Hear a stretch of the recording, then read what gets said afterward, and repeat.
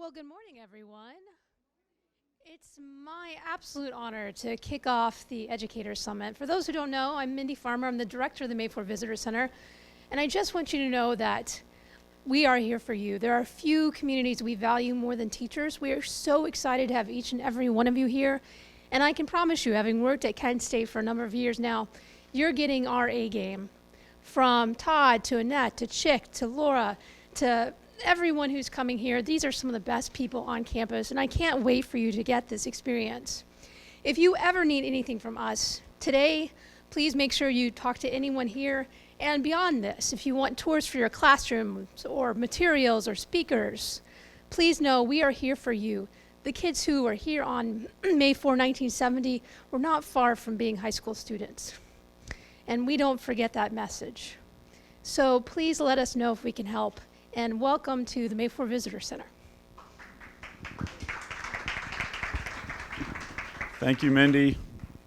I want to welcome you. Good morning.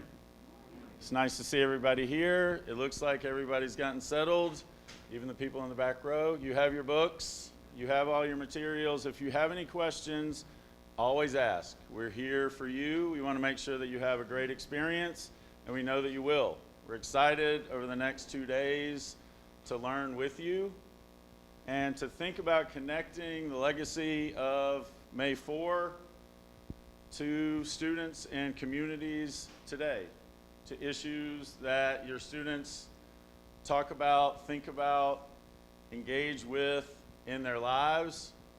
And we are confident that you will take a tremendous amount from this experience.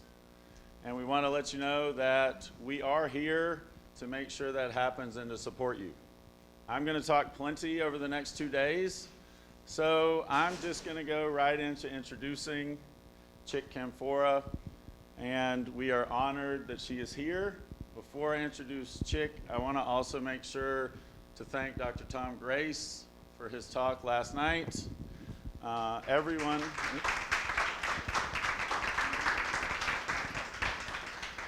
And Tom, thank you for being here today. Dr. Roseanne Chic Canfora was an eyewitness and survivor of the Kent State shootings and a sister of wounded student Alan Canfora. A Kent 25 defendant, Chic was one of 24 students indicted by the Ohio grand jury for activism during a weekend of protests against the expansion of the Vietnam War into Cambodia. Since 1970, Chic Canfora has been a stalwart advocate for May 4 remembrance, standing up to university administrations that tried to distance KSU from its place in history, including an effort in 1975 to end May 4 commemoration events and protests against construction of a gymnasium on the shooting site in 1977. Chic, a high school journalism teacher for 28 years, I'd like to return to that part.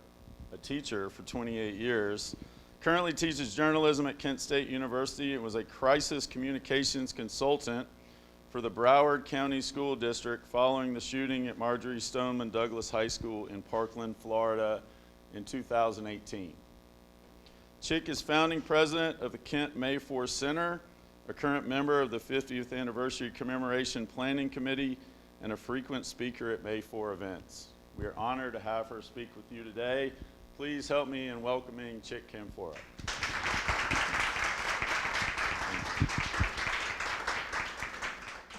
Well, I'm armed with technology thanks to a former student, Pat Fenner, who's back there. He was one of my journalism students at Hudson High School when I was teaching TV broadcasting, and he is the techie that I continue to go to when I say, I don't have a clicker, what should I do? So I have his phone, which is going to be a clicker, which is why I'm going to be kind of like this. So thank you, Pat, for that, and thank you for that wonderful introduction, and thank you for everything that you do every single day in your classrooms, which to me, as a teacher for 28 years, I know how challenging that can be, and I also know how influential you are in the lives of kids. I know from the students that still get on my Facebook page and ask if I remember them, or will write me a letter saying, do you remember that diaphragmatic breathing exercise we did in speech class when you told us to envision ourselves 10 years from now? And I'm like, kind of. What day was that? And he's like, what I was envisioning is exactly what I'm doing now. I'm an attorney and I live in Washington, D.C. And it was like, oh my God. I couldn't even remember much, except I think I remember where he sat. Students will come up to me and say, hey, do you remember me? And it's like, I don't remember their face. I don't remember their name exactly to connect with it. But I kind of remember how they behaved. And it's like, wait a minute, didn't you? And it's like they have an indelible mark on our lives in the same way that we have an indelible mark on their lives. And so for that, I just want to thank you and know that I appreciate everything you do. When I was asked to speak to an educators summit, my first thought was, oh my God, there's so much I want to say to educators. And I tossed in my mind, how many of them will be English teachers like I was, who many years I had the high school yearbook thrown in my lap and the school newspaper thrown in my lap, but I had never taken journalism courses. And it was my teaching education that made me go back to school and get my master's degree in journalism so that I could really teach my students what journalistic writing is all about, that it's not narrative writing and expository writing that I was teaching in my English classes, but it was much more brief. But it was through that decision in my educational career that led me to, at the top of every single test and assignment that I gave to my journalism students, and Pat might remember this, I said, put the definition of journalism. And the definition I always taught was the one that I was taught in Journalism 101 in college. Journalism is accurate, objective, untainted information that the people can use in their decision making, especially their political decision making. And that has always stayed with me, even today as a teacher in the School of Journalism here, where in our Media Power and Culture class, we work very hard with beginning college students on media literacy so that they truly do know the difference between fake news and real news. And we have a president right now that is branding a free press as fake news, and that's a very dangerous trend in our democracy. Now, I'm going to apologize ahead of time that I'm going to be a little political, and I make no apology for the fact that I'm a Democrat, and there's probably Republicans in this room, and I appreciate you. I have voted Republican before, and that will surprise some of my friends. I have a good friend, Ann Wilmer Benjamin, who's the mayor of Aurora, and when she ran for state rep, I not only campaigned for her, but I voted for her because she was somebody who really was a strong proponent of public education. And I drove to Columbus and had lunch with her and said, why is it that you're supporting charter schools? Why is it that you are supporting at least the rise of charter schools that aren't held to the same accountability standards that public schools are? And basically she said to me, you have no idea the pressure I'm under. And I said, what, from the party? Yeah, if she didn't toe the party line, she would not be reelected. So I say that just because a lot of my experience as an educator, but also as a learner, has helped to mold me into what I am today, and that is a radical. America produces radical behavior in the far right, the far left, and also in between. And so I thought the best thing I could do, particularly knowing that you're going to be touring the May 4th site today, was maybe just share with you my college, I would call it, photo album.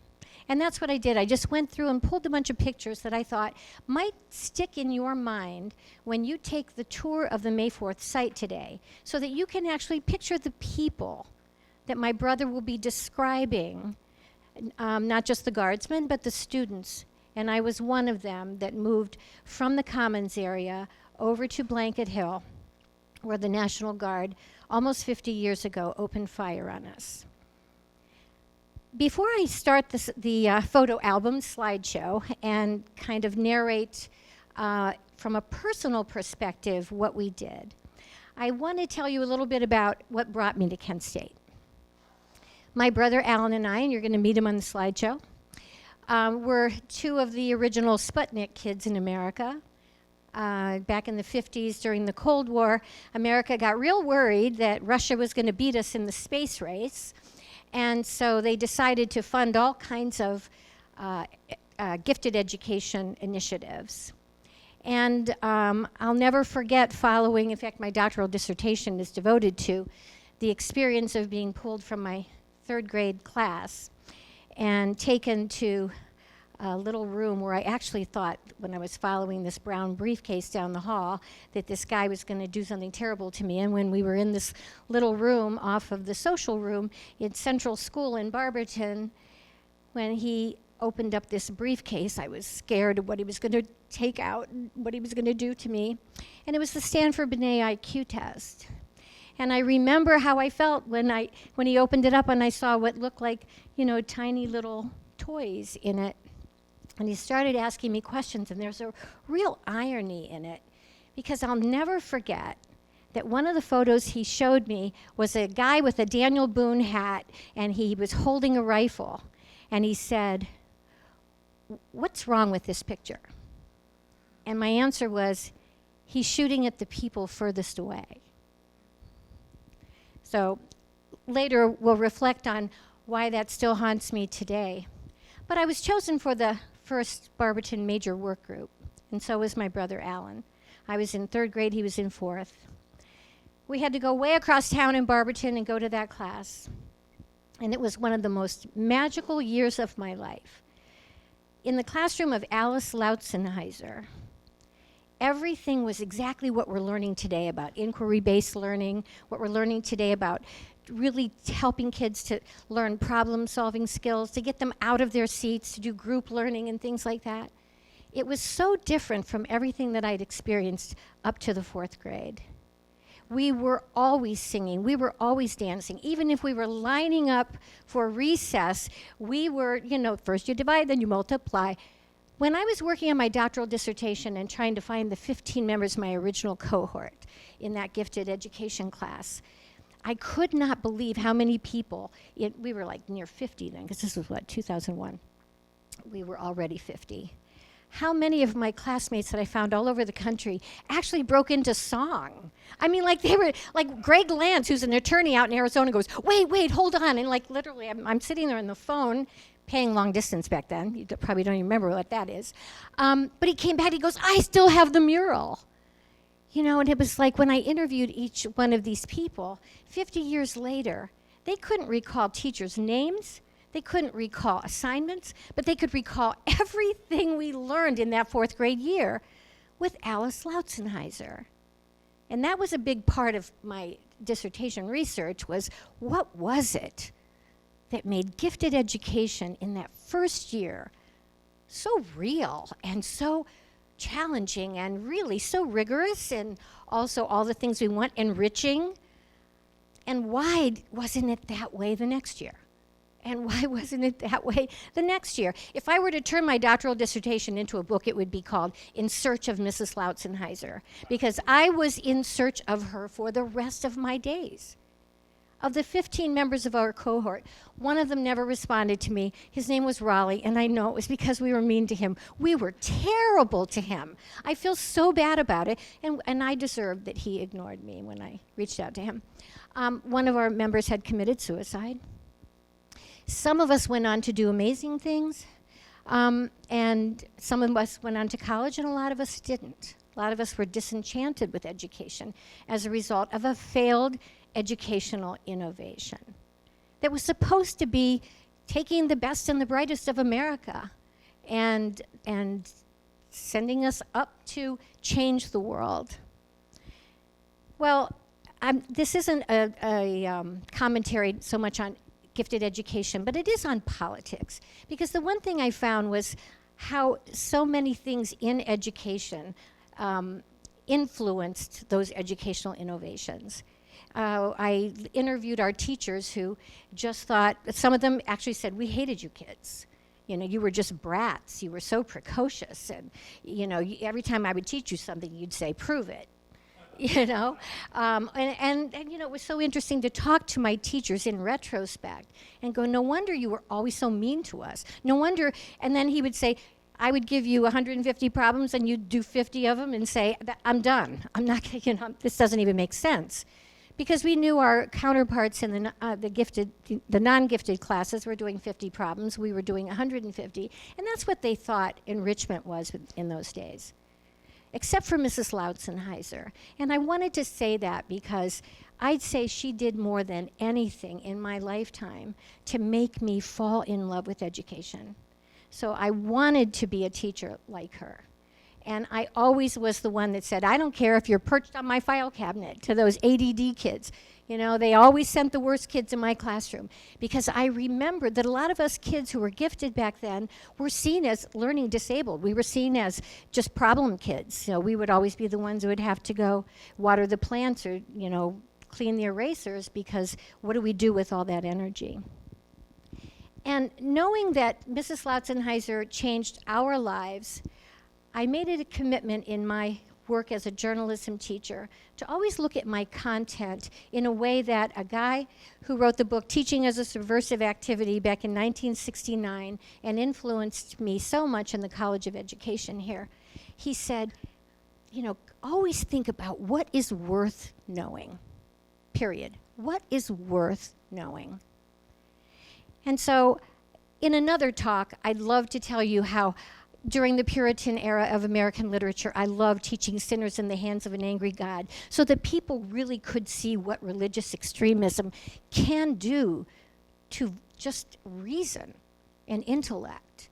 You know, I love teaching the transcendental period, so that man is basically bad, he's born with original sin, was finally replaced with maybe man is basically good, and it's society that corrupts us.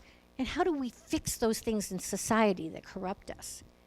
I love teaching journalism. I love teaching American Lit, because I could be so political all the time. I could just bring my point of view in the classroom all the time. And I didn't think it was wrong to do so, but I'll tell you something, I'd be more guarded today, because I work in Cleveland schools, and I've seen my share of people videotaped and whatever. I'd probably be fired today for being too political. I'd be on social media all over the place. Look at this radical teacher who should be fired.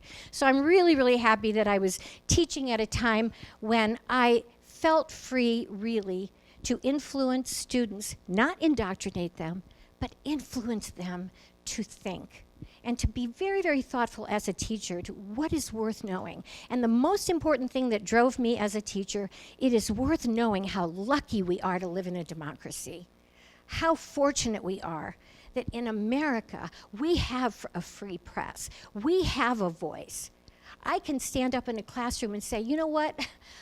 I'm a student of the 60s. I could talk about my Kent State experience to my students and why I teach the way I do, and why I respect that they'll go to a history class with that very Republican, good friend of mine, teacher, that said the opposite of me. And they all joined my debate team, and I would have the kids who would argue one side flip and argue the other side, because that is what I cherish about living in a democracy. We can disagree. We were the grand experiment. We were the one nation that could open our doors to every color, creed, ethnic background, and we could live together in the same neighborhood and not kill each other. You know, I look at the Middle East and I look at what, you know, I learned here at Kent State was Mesopotamia. They've been warring for 7,000 years. And so you're going to hear me talk once I go through the slideshow of how much my whole career here as a college student, I kept wondering, what are we fighting for? And that has taken on double meaning for me.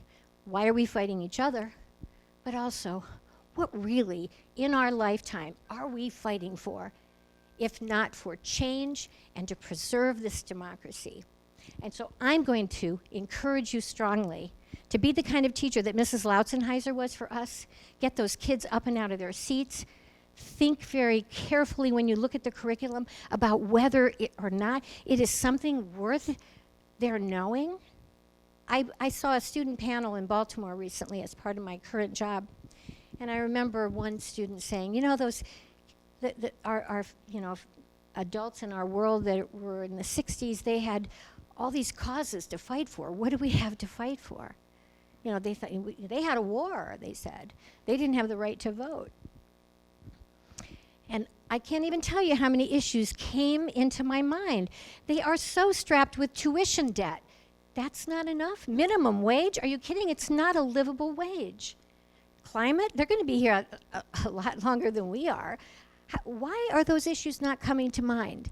That is our responsibility as educators, to make sure that we always challenge them to think about what's worth knowing, because they are the next generation that will take care of us. So let's talk a little bit about Kent State.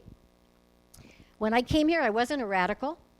I was a cheerleader in Barberton High School. I was actually so narrow-minded that when I came here, I was a supporter of the war because I grew up admiring my parents who were World War II veterans and going through my mother's Army scrapbooks and dreaming of being an Army WAC like her. Then there were people that influenced me a lot. My brother Alan, 1 year older than me, I always admired him. 1 year older than I. I always admired my brother, and he became much more political much faster than I did here. This guy also influenced me, Frankie. I went to school with him from the time I went to my first major work group in 4th grade, and he went off to Vietnam when we went off to college. This is our group, and you can see Dr. Tom Grace right here. This is Jimmy Riggs. These are the crazies. We called ourselves the crazies. James Michener in his book called us the Che Guevara gang. But this was our group, and Jimmy Riggs at the far right is actually the roommate of my brother's that pulled me behind a parked car and saved my life on May 4th. Yep.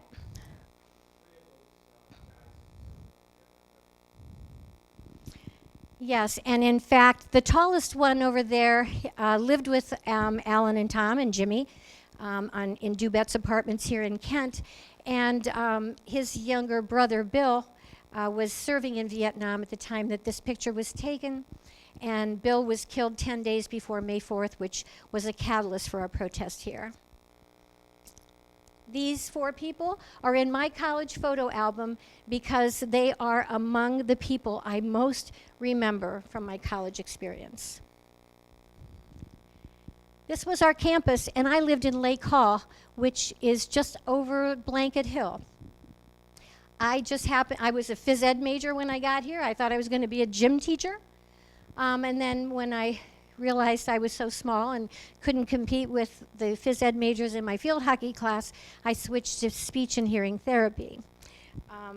But this is a photo I want you to remember of the ROTC building on the college commons here. Okay. Pat. Wait. Is this advancing but not on me? On mine? Yeah. Okay. I think the screen is frozen up here. So anyway, that Army barracks ended up the weekend of May 1st through 4th. You're going to take a tour of the May 4th site, but I want to give you perspective on what happened on Monday. Friday night, there was an action in downtown Kent after Nixon decided to escalate the Vietnam War rather than to wind it down, which is what he promised when he ran for re-election. College campuses across the country were in arms. There were protests all over. In fact, that day, earlier, we went down to Ohio State to join their protests because there wasn't anything happening on Kent until Monday when there was a planned student strike. On Saturday night, the ROTC building burned, and I want to take your questions about why we were motivated to engage in radical behaviors. Now, I want you to consider this. On downtown Kent on Friday night, a number of students were just painting buildings, U.S. out of Cambodia. There was an action in downtown Kent that resulted in the breaking of windows. And that was seen as something that would be used for many, many years to justify what happened on Monday at Kent State. On Saturday, when the ROTC building burned down, if you look at the Kent State history books, you will learn that it was burned down under questionable circumstances because students were not actually in a position to burn it down, although students tried to. It was an old Army barracks that was scheduled for demolition and didn't have a great deal of value. Many people believe it was torched actually to justify bringing in the Ohio National Guard to quell a disturbance under Governor Rhodes at that time. This is what it looked like when that Army barracks on campus was destroyed. On Monday, keep in mind, there were militant students on Friday night and Saturday night very, very angry about the invasion of Cambodia. On Sunday night, though, as students started to come back, some of the more liberal-minded elements, less radical, some of the students who weren't political at all, convened on front campus and wanted to talk to President White, so that President White would come out and talk with us about the fact that the Ohio National Guard had moved onto our campus, and we had hoped he would come out and talk with us. We didn't know that President White wasn't even on campus at the time. We were tricked by the Ohio National Guard to go back onto the campus and out of the street so that President White would come and talk with us. We did that, and then that was the night that the tear gas flew for the first time, and several students were bayoneted. Now, Monday, May 4th, which is what you're going to focus on today in the tour, there were a lot of students now, and in this crowd are people that were not politically active at all. This was our campus, this was our home, and now it was invaded by the Ohio National Guard. And our Kent State University administration was pretty much absent, and we were unaware. That is Jeff Miller, who later is killed. That's Bill Schroeder. It's my brother Alan running with the black flag. That's Allison, later killed. Sandy, who I met when I was a speech and hearing therapy major in the music and speech building. Sandy's sister was married to my roommate Lois's brother, so Sandy was in our dorm room quite often because Lois and Sandy rode home together. The plan was to strike, and that would appeal to a lot more students than the militant actions in downtown Kent on Friday night. I'm not condoning violence, and I never do when I talk to students about what happened in 1970 here. But I understand what made people, like my brother and I, so fresh on the heels of Bill Caldwell's funeral, behave in militant ways, behave in ways we never would have before. You know, I can't tell you why it felt so good to throw a rock through the Army recruitment office window. But I know why I did it. And I know that I was willing to go to jail for malicious destruction of property. It felt good to write U.S. out of Cambodia on a building downtown, thinking whoever sandblasts this off will have to think about what we're doing to human beings, not to buildings in Vietnam. I understand what makes people do things they otherwise would never do and behave in radical ways.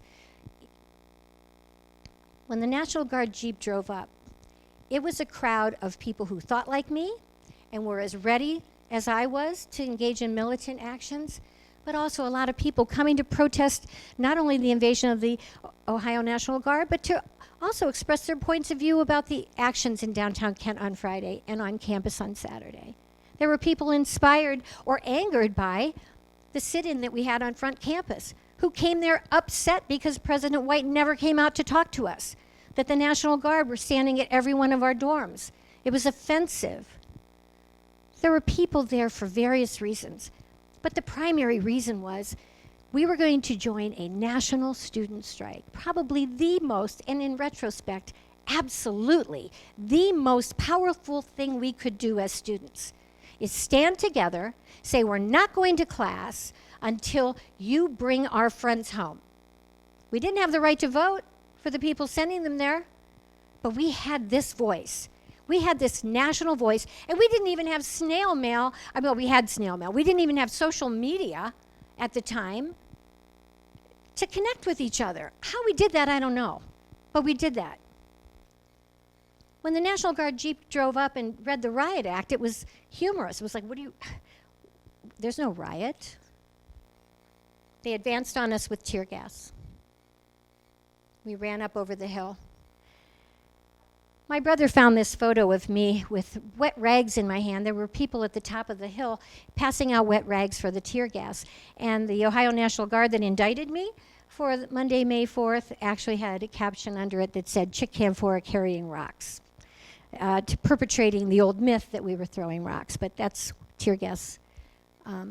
That's wet rags in my hands. You can see Allison Krauss with her leg out there. It's one of the last photographs of her, as she did, like the rest of us, ran over the top of Blanket Hill to the other side, and the guard had really succeeded in doing what they were told to do, disrupt our rally.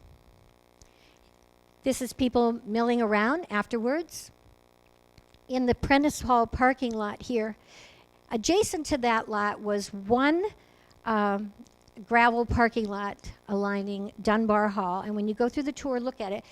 It's been changed a little bit. I believe it's paved now.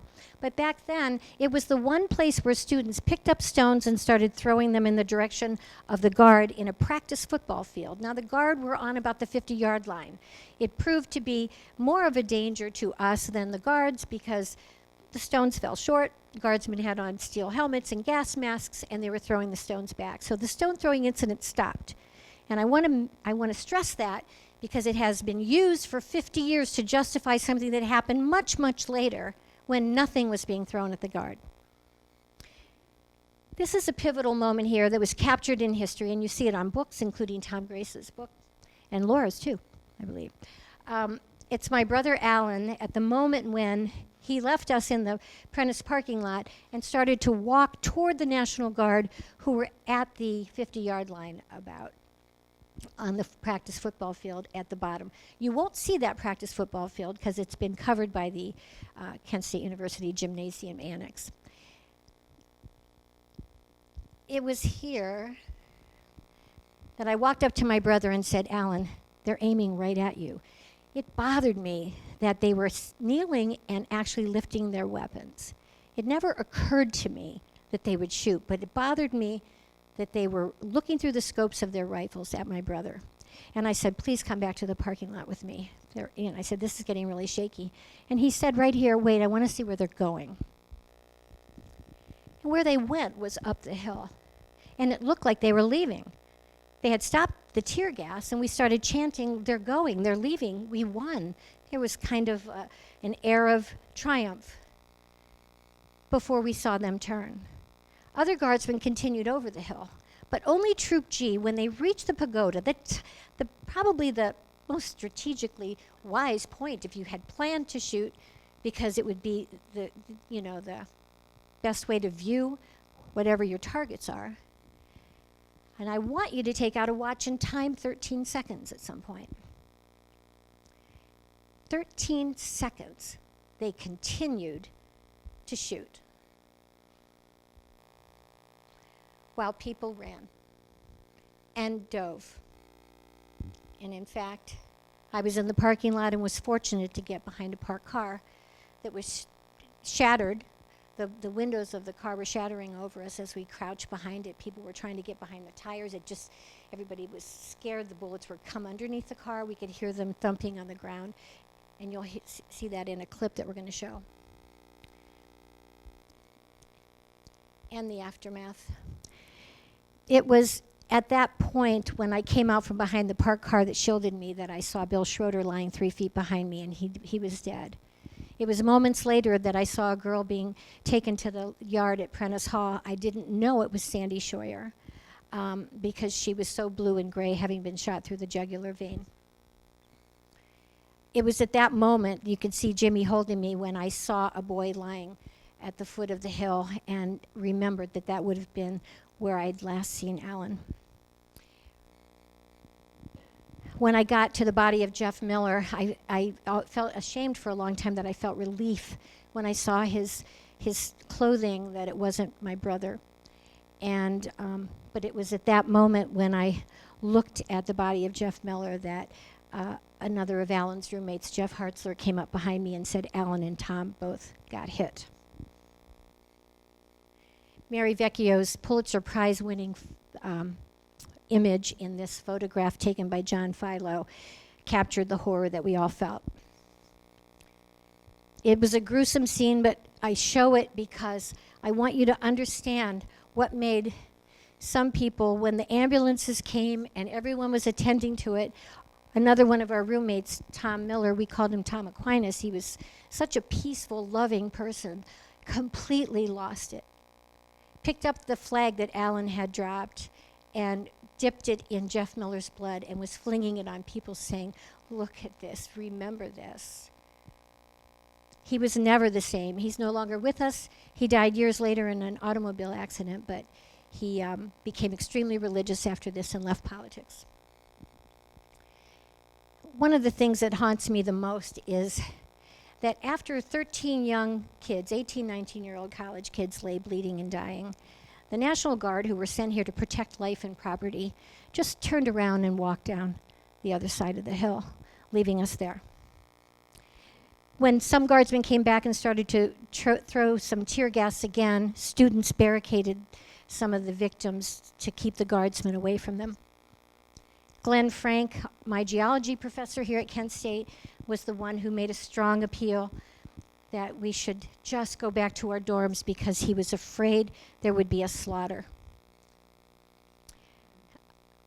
I know that I was in shock because when I was doing my student teaching at Wadsworth High School, years later, a guy named Joe Gaines, who was a history teacher there, saw me in the hallway and said, "I remember you. You're the girl that came running in my classroom in Bowman Hall on May 4th, saying, my brother's been killed, the National Guardsman is shot." And I was like, "Tell me what I did," because I didn't remember that. My brother, who left the practice football field, was able, once the guard turned, to run over to this tree, and that's what protected him, I later learned. That's Tom Miller, Aquinas, standing behind the tree. That's my brother Alan crouching after he'd already been hit in the right wrist, and Tom Grace was to his right, already having been shot, with Alan yelling, "Stay down, stay down." These images have been captured in newspaper and magazine accounts over the years. Richard Nixon said, "When dissent turns to violence, it invites tragedy." And of course, this on the heels of calling campus protesters bums, on the heels of Richard Agnew likening us to, Spiro Agnew likening us to Nazis and Klansmen, Governor Reagan in California saying, "If these students want a bloodbath, let's get it over," and Governor Rhodes in Ohio saying that we were worse than the night riders and vigilantes, the worst type of people we harbor in America. It's over with in Ohio. We're not going to treat the symptoms, we're going to eradicate the problem. And with all of that hateful rhetoric, it gave way to headlines like this: "We were bums." But the protests continued, and this is why I believe that Monday was the most significant thing that Kent State students could have done to end the war then. While government forces thought that killing a few students, and we know this from a lot of research, might actually quell disturbance, in fact, it ignited protests on college campuses across the country, saying, "We will not forget." And it kept Kent State alive for the last 50 years, despite the fact that the university decided after 5 years it was long enough to remember. In 7 years, they actually changed the name Kent State to Kent to just disassociate itself from its history. They put a gymnasium on the site of the May 4th shootings, where we had gone for years to teach people about what happened here. We moved onto this hill for 62 days. We lived through several tornadoes. We lived in tents. We actually burned the injunctions that came and told us we had to leave the hill. It was one of the most significant struggles. My father was a city councilman in Barberton. He was recalled from office for joining us on the hill, along with my mother, along with Sandy Scheuer's parents, and a Methodist minister that always united the families of the victims. He later won his seat back, but my whole family went to jail together, my 3 brothers, my parents, and I, to protect the May 4th site. This is one of our attorneys that defended us in the Kent 25. I have to believe that all of those actions in those years had a lot to do with, despite the fact that the university fought us on remembering and wanted so much to forget, it was those actions, including the tent city occupation, that it made it possible for us to get the May 4th memorial, so people would never forget the history that happened here. It was students, including the Daily Kent Stater and a free press on this campus, that helped people to remember every year. it was people like Alan and Tom and others who came back year after year to take people on tours. And all of us, my speeches are pretty much, it shows like my changing hairdo. But for years, people would say, why do you come back every year? And I think this is the year that I said, because of my children. These are my 3 children. I never wanted them to not be safe on a college campus. I could not forget what happened here for fear that it would happen again.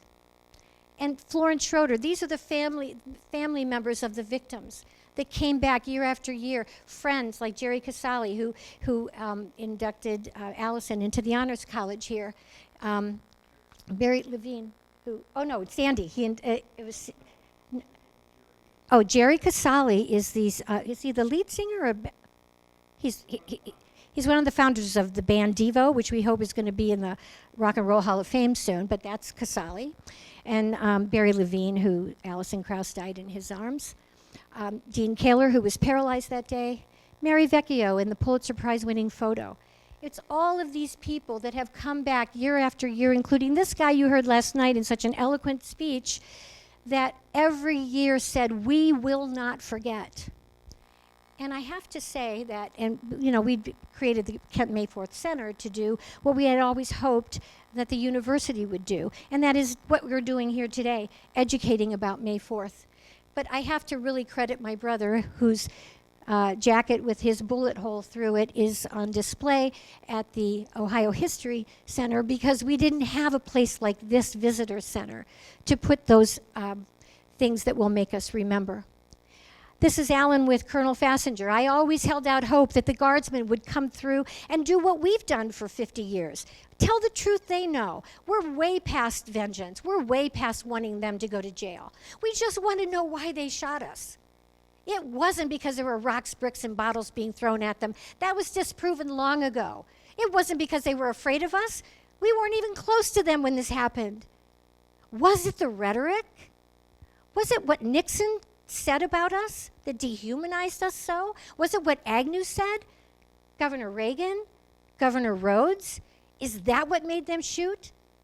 Before they're all dead, we pray they will come back and do what we've been doing. Just tell us the truth of what happened. I'm willing to admit I don't like what I did in downtown Canton on Friday night. I'm a little bit proud of it, but I still think it was stupid. I didn't agree with the burning of the ROTC building, but I do know there is strength in numbers. I do know that Monday we had the greatest impact on government policy. And we would have had the greatest impact on bringing that war home, bringing our friends home from that war, had we not been shot down. But then it turned out it had the same effect anyway. But anyway, they continue to lie. The Ohio National Guardsmen are either silent or they perpetrate the old myths. So the commemorations continue. The candlelight vigils continue, and I think it has a lot to do with the fact that we were successful under Carol Cartwright in getting the markers put in the spots where the 4 students fell. It always bothered Martin Scheuer in particular that when people would stand at vigil in Sandy's spot every year, the next day there would be tire treads in the candle wax.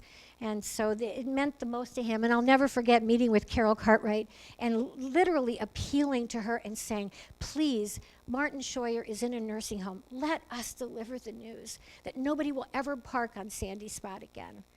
So the sensitivity of the Kent State University administration began to soften with Carol Cartwright, who came to our commemorations and also led the way for permanent markers where the students fell.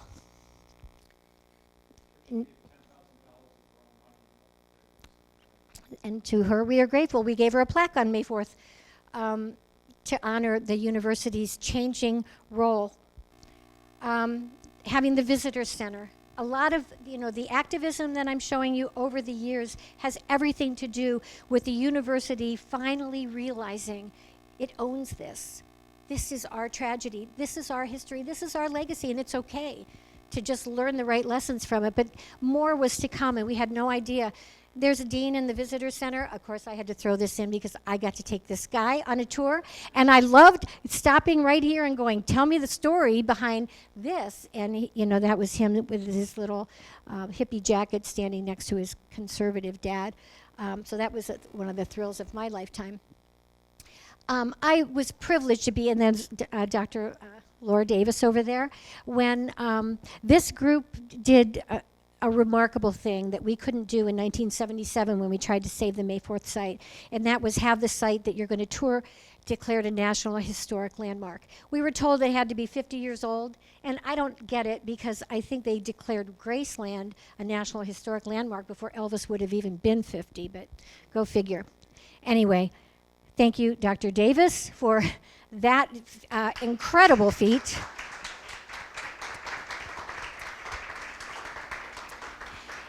But this woman I really want to credit with, in 2018, when I heard she was speaking at Chautauqua, I had no idea what we would find there when I went with Tom Grace and John Cleary, another wounded student, to hear her talk.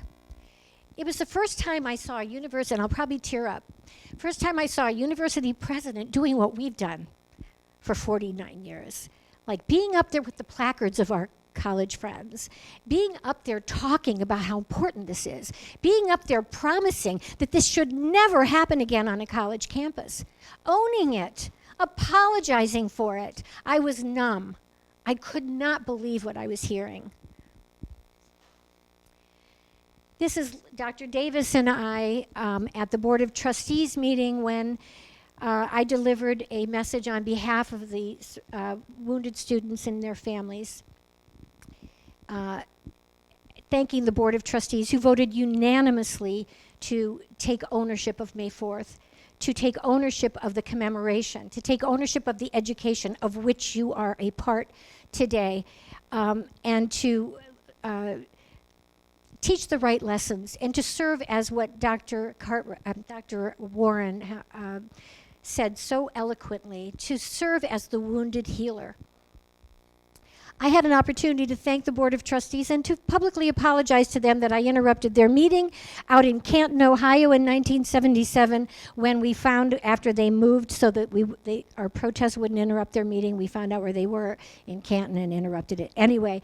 So I did have an opportunity to thank the Board of Trustees, but also apologize to them for my past behavior, being the wounded healer myself. I have to thank Tom Grace for the role that he played not just last night as a continuing educator on May 4th, but also for this wonderful book that he has produced to create the history that we need, that is so not just forgotten, but also misrepresented in history books, particularly Ohio history books. My son's included in 8th grade, that had a picture of the National Guard shooting us, and it said in the caption, during the Vietnam War, some students protested across the country. Here at Kent State, the protests got out of hand, where students threw rocks at the National Guard. The National Guard, fearing for their lives, opened fire, killing 4 and wounding 9. I was not successful in getting that book out of the curriculum at Aurora schools, but I certainly pulled my son from that class. These are the crazies today. And I'm still hanging around with crazy people. This is me at the Women's March with 2 of our youngest protesters there, Girls Rule, and was happy to meet my daughter who's in New York at the Women's March. This is me just 2 weeks ago, or maybe it was last week, at the White House protesting what's going on in the detention camps. And basically my Facebook page is no longer happy news about what's going on, but really what's going on in the world rather than my life. And today I actually have a day job. I'm the Chief Communications Officer for the Cleveland Public School District. My first teaching job was in Cleveland in 1977, where I taught at Louise Munoz Marin School when it was actually called Lincoln Junior High School at the time. And that was the year that Cleveland schools ran out of money. And so I ended up going to the suburbs to teach where I could actually pay my rent. But always looked at Cleveland, urban education, and said to my colleagues, that's where the important work is. That's where we should be. And it was my journalism training here at Kent State, and then eventually my PhD studies in K-12 administration that made me want to continue to tell the stories of what happens in education. And so that took me to Cleveland, where they had their own school shooting in the year before I went there. And the communications officer that I ended up replacing left because they just weren't prepared for it. And I thought I would segue to this just because I want you to understand that a big part of the 50 years of healing is really understanding that whether you are shot on a high school campus or on a college campus or on the streets of America, you will never forget, and you want to know that people will never forget. We have the same indelible scars. We have the same horrible memories. We deal with the same trauma. And I never really quite understood my anger. I always gave the most angry speeches. Tom will tell you that. When Dean Kaler was always trying to find forgiveness in his heart, I would always say, Dean, how could you do that? I was just so angry for so long, but I didn't really understand it till I was on this side, on the side where President White was, where Dr. Cartwright was, Lester Lefton, Bev Warren. There are deadly shootings in schools today. And I thought, I can't talk to you about Kent State 50 years ago without talking to you about my experience at Parkland this last year in 2018. Because it was there at Parkland that I saw the challenge is still among us.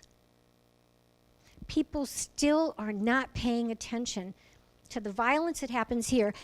I was a Sputnik kid because we were under our desks fearing Russia, not fearing what can happen within our own nation when we are killing each other. At Success Tech High School, it was just one of our kids who went through on a normal day, opened fire on 2 kids, 2 teachers, and then killed himself. Today in your schools, they're talking about Alice, alert, lockdown, inform, counter, evacuate, which didn't work at Columbine because the shooter actually knew where they would be locking down and went right there and shot the kids right under the desks, which is why we now say run, hide, fight, because as you saw the pictures in the hallway at Success Tech in Cleveland, the first instinct is to run. Just run. Get out. Okay, and then hide if you can't, and then fight if that's not it. I had the privilege of being at Broward, and I think for me that was the most healing thing because I saw at Broward what didn't happen here.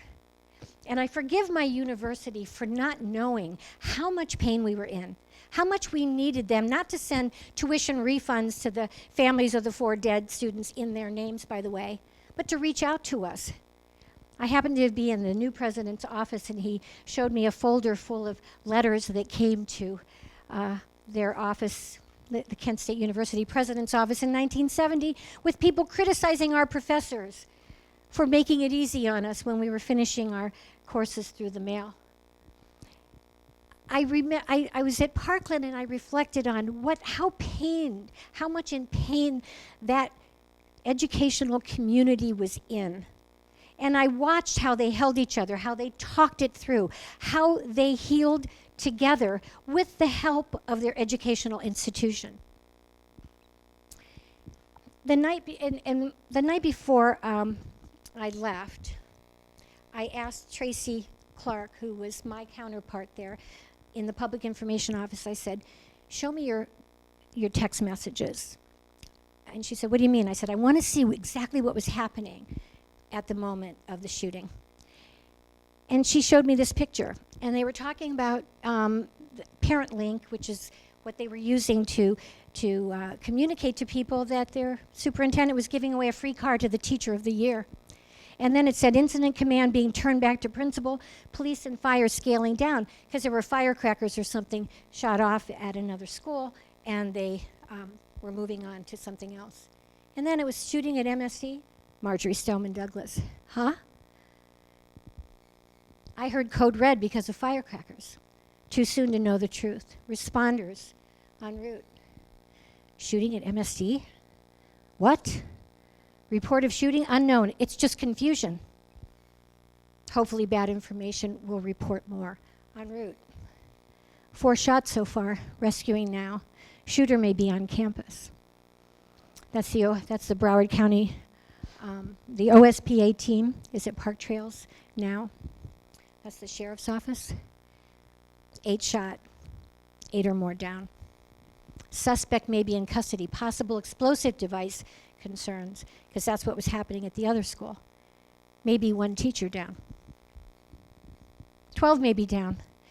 I'm at staging area with the Broward County Sheriff's Office, still clearing buildings toward Pine Island.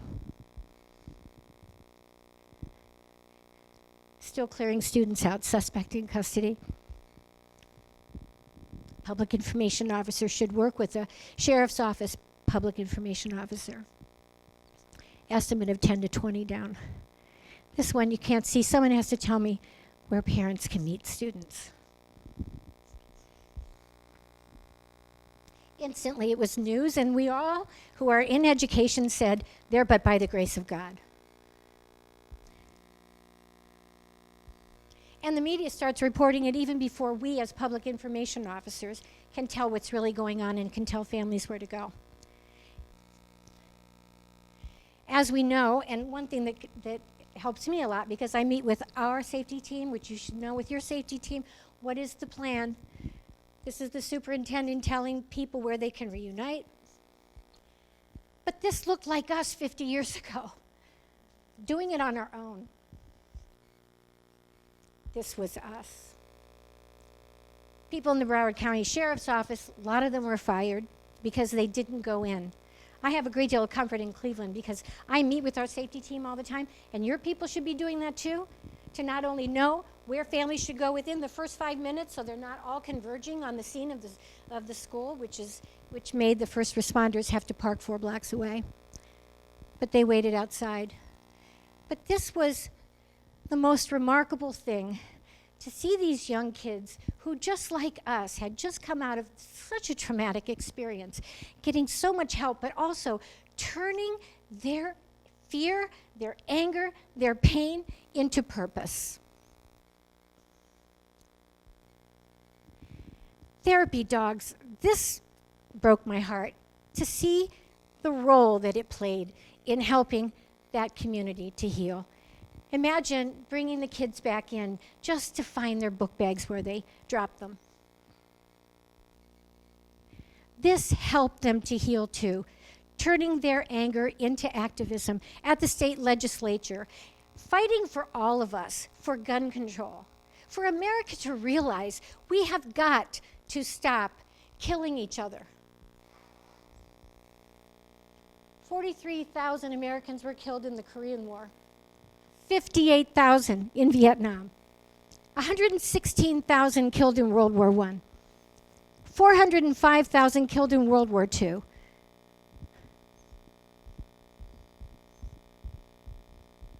Pat? 624,000 killed in the Civil War.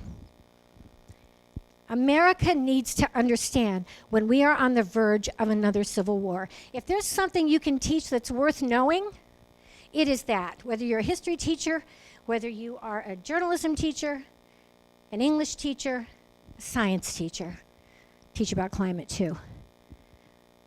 We have to stop killing each other and tolerating it when we do. That is worth knowing. I'll take your questions.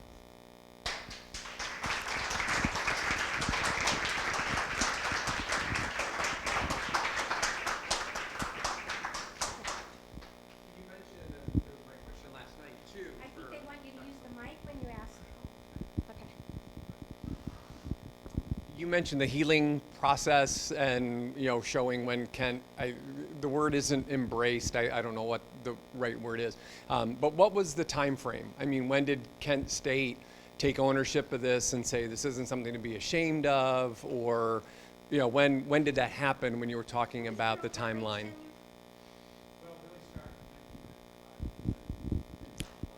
95.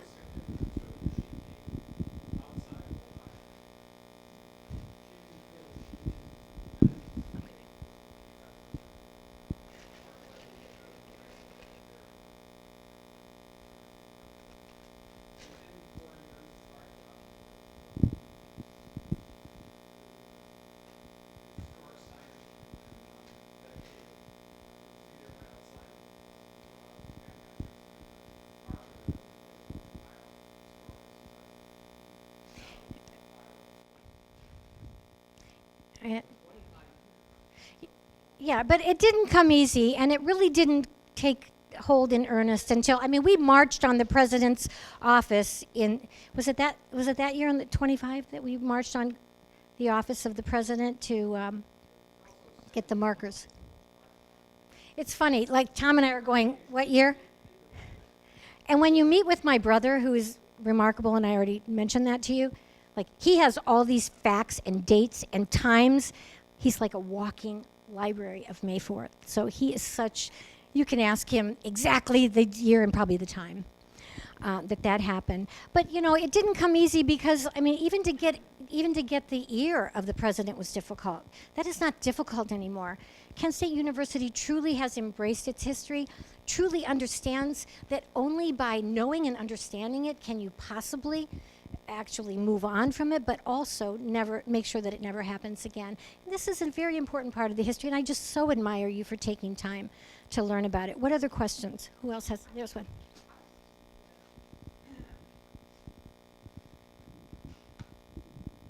I guess I just wanted to throw out, maybe in defense of some of the past presidents, I felt like the governor was trying to close this university when I started in '79. Every time they did something, it was like, we're going to take money from you and give it to Akron U. And I felt those, yeah, they were probably maybe under a lot of pressure because it seemed like the government was really working. Well, there's no question that he was funding more money into Akron University in hopes of closing down Kent State. There's more than one way to destroy a legacy. I was just wondering if you could elaborate more on the 25 indicted, what the indictments were. I assumed that yours was with the assumed rock throwing, but were all 25 students indicted on throwing items, or were there other things involved? There were various charges, and they stemmed starting on Friday night through Monday. I might have been the only woman indicted for Monday, May 4th, but there were some indicted in connection with the ROTC fire, some in connection with actions on Friday or Sunday. The main thing is they succeeded in doing one thing by indicting us. We had a gag order put on us so we couldn't talk about it, so the myths that the National Guard were perpetrating stood. And then we always look to the trials as our opportunity to get the truth out.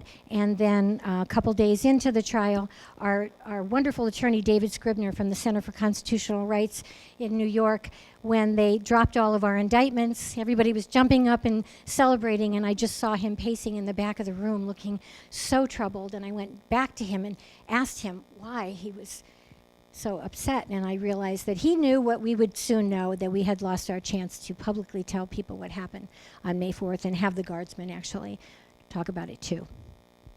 Other questions?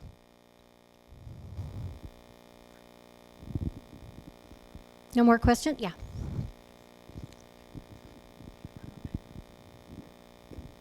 Have any of the guardsmen, to the best of your knowledge, had any like PTSD, or have you heard any individual reports? I know you're not getting group reports, but I have to think that some of the guardsmen that were there on the Hill have had a lot to live with.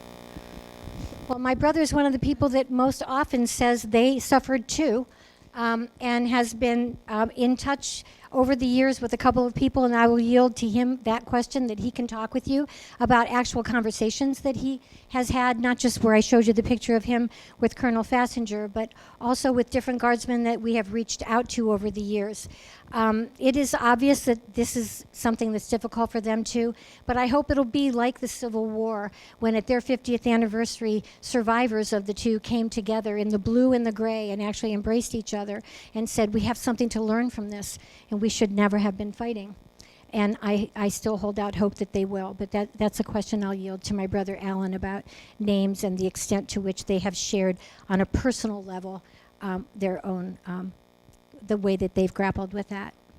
Another question? Yes.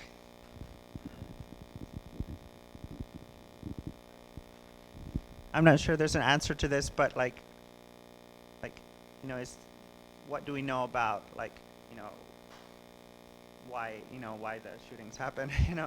Was there an order or that kind of thing? Do we know, or what extent do we know about it? Well, actually, if I can get this up.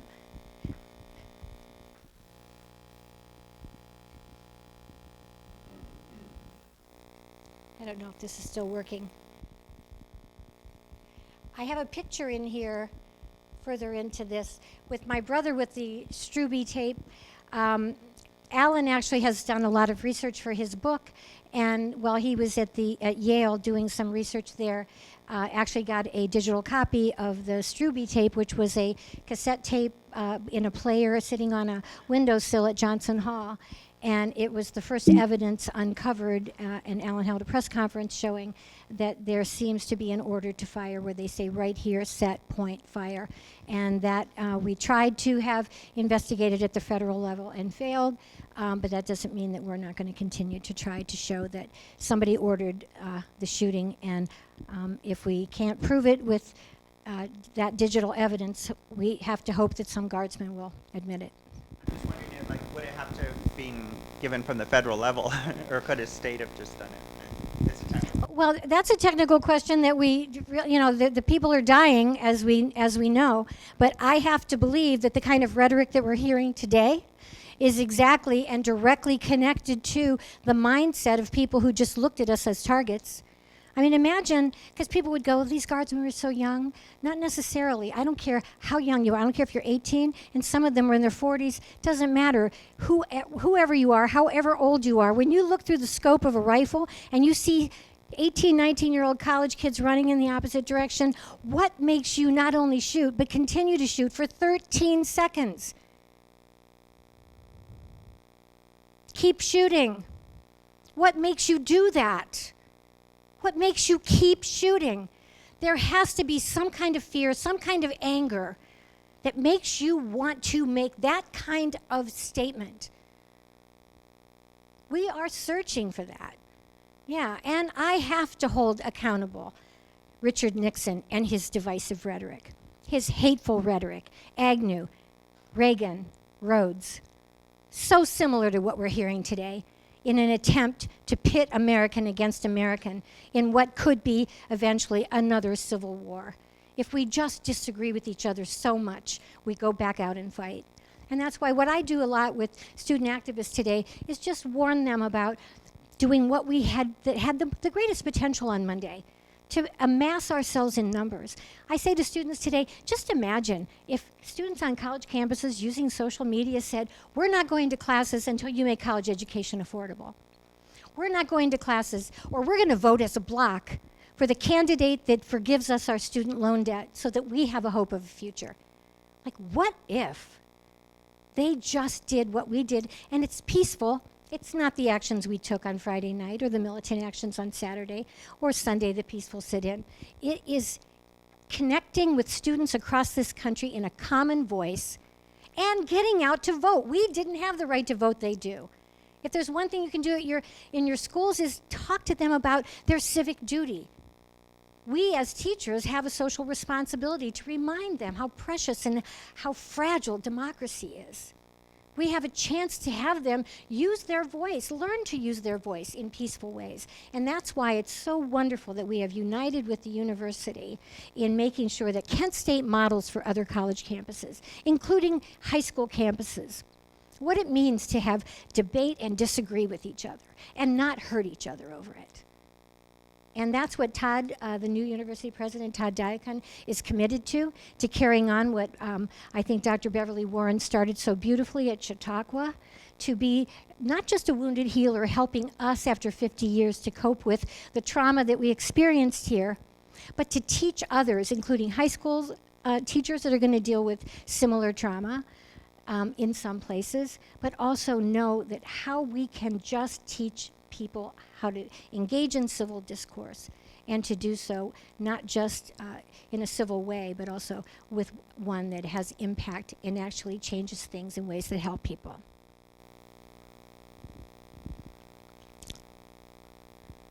Any other questions? Yeah.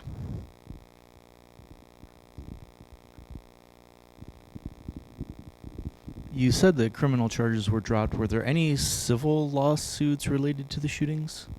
Yes, and Alan will We'll talk about that too. Alan and Tom were part of that civil lawsuit that resulted in monetary damages, meager. I was one of the few that really disagreed with it, but I understand why they felt it was important to at least get an admission of guilt and responsibility from the guardsmen. People felt impatient to get money for Dean Kaler, who was struggling in a wheelchair. And I think, what was it, the parents of the dead students, did they get $20,000? $15,000. So it was meager, but it was the only public statement that we had of wrongdoing and ownership on the part of the National Guard.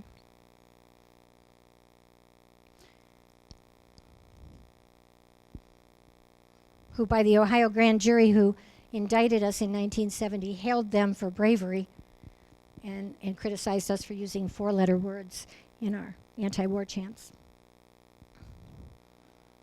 No more questions? I didn't know if Lori wanted to play that Danny Miller clip or not. Where is she? Mindy? Okay. I think we're going to proceed with the tour. Do you want to? Please help me thank Dr. Roseanne Chic Canfora